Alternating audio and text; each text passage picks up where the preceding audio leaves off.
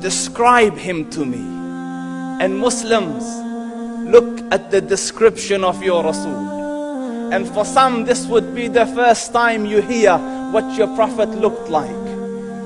I saw a man of striking appearance.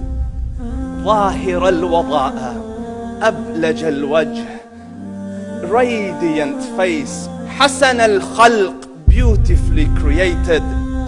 لم تعبه الثجلة, his belly wasn't protruding. ولم تزر به السعلة, nor was his head disproportionate and small. وسيم قسيم, proportionate and delicate, finely made, a specimen of a creation. في عينيه دعج, in his eyes there was a contrast. The dark was immensely dark, the white was excessively white. وفي أشفاره وطف, and his eyelashes were long. وفي صوته صهل, and in his voice was a natural echo. وفي عنقه سطع, and his neck was elegantly long. وفي لحيته كثاثة, his beard was full and thick. أزج أقرن, his eyebrows were arched, but they were not joint, it was separated.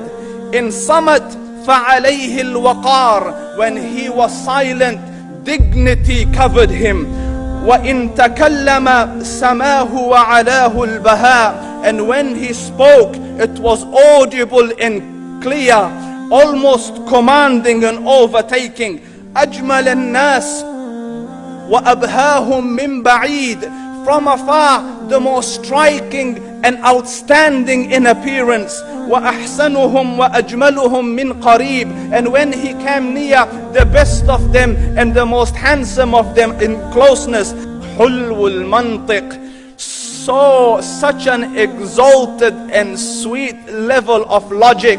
Like when he used to speak, it was so coherently logical, it was smooth and easy to understand. فصل لا نزر ولا هذر, he was to the point, not excessive nor too short. كأن منطقه خرزات نظم يتحدرن, his logic, his utterances, his words were like jewels coming out of a necklace, calculated, polished, one after the other, it would flow magically. ربعة, he was medium in height. Your eye didn't have to strain to look up at him, nor was it tedious to look down at him. He was a comfortable sight to look at. له رفقاء يحفون به, he had friends, the people that were with him, they were working around him to try to serve and protect him. إن قال سمعوا لقوله, when he used to say something, they used to hearken to what he used to say. وإن أمر تبادروا إلى أمره, when he commanded, they used to compete to fulfill the command. This is Muhammad Rasulullah.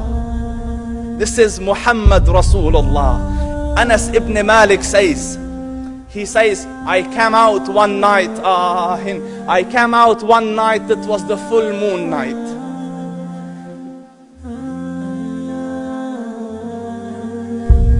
And I looked at the moon, and in the desert, understand, the moon is an awesome sight.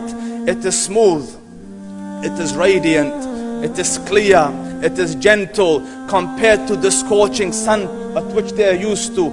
So the moon was the epitome of beauty. So he says, I came out at a full moon night and I looked at the moon and I saw it beautiful, handsome. So I said, let me go see if the moon is more handsome or my Prophet is more handsome. Let me see if that is more beautiful or the Prophet is more beautiful. So I went and I saw him standing afar. So I looked at his face and I looked at the moon, and I looked at his face, and I looked at the moon, and I looked at his face, and I looked at the moon, and he said, Wallahi, he was more handsome than the moon in its entirety. That is just the look of your Rasul. Aisha radiyallahu anha says, I was sewing with the needle. My needle dropped in the dark. I couldn't find it. I said, Ya Rasul, I can't find it. He moved his face close, and I swear, out of the radiance of his face, I found my needle. And the Prophet sallallahu alaihi wasallam was mind-bogglingly handsome, but his handsomeness was covered with waqar in jalal and hayba. The Sahaba say, when we used to sit at his feet, two feelings conflicting would come on the heart. The first one, you wanted to look at him. You wanted to behold the majesty of his face. And when you wanted to look up, shyness used to overtake you, so you used to look down. Amr ibn al-As says, I sat with him many times, but if you ask me to describe his face, I can't describe it. I wouldn't be able to look up to him ijlalan wa ta'zeeman. I couldn't look up at him. And that is why he didn't have the problems that Yusuf alayhi salam had. Because it was difficult to penetrate the awe and the splendor of the Rasul.